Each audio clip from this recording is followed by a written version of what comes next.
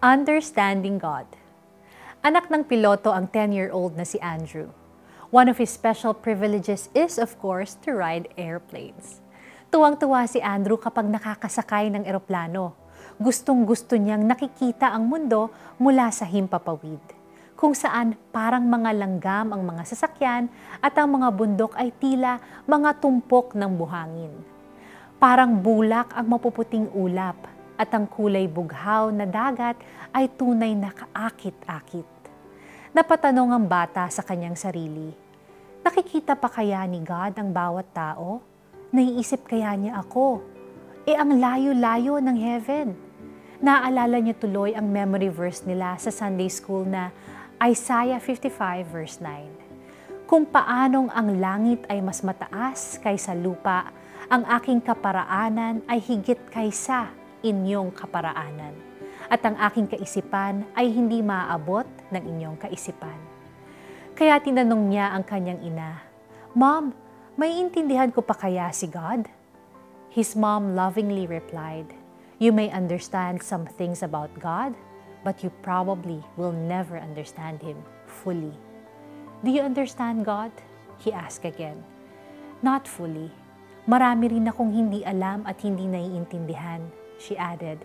You see how your dad seems to know everything? Andrew quickly said, Yes, Daddy is the smartest person in the whole wide world kasi he can fly huge airplanes. Gusto mo bang maintindihan how he flies the plane?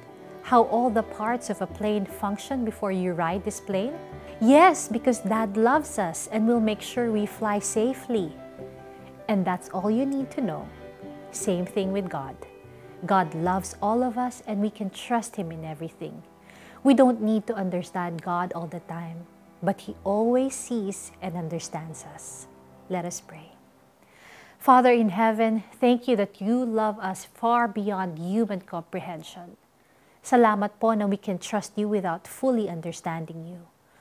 Would you bless us with such childlike faith and love? In Jesus' name, I pray. Amen. For our application, find nature videos on YouTube that were shot using a drone. Pagmasdan ang mundo from a distance. Isn't it amazing to think that the Creator of all these intricate creations has a special place in His heart for you? Dwell on that thought. Lubhang napakasagana ng kayamanan ng Diyos. Di matarok ang kanyang karunungan at kaalaman. Sino ang makakapagpaliwanag ng kanyang mga kapasyahan? Sino ang makakaunawa sa kanyang mga pamamaraan? Gaya ng nasusulat, sino ang nakakaalam sa pag-iisip ng Panginoon? Sino ang maaaring maging tagapayo niya?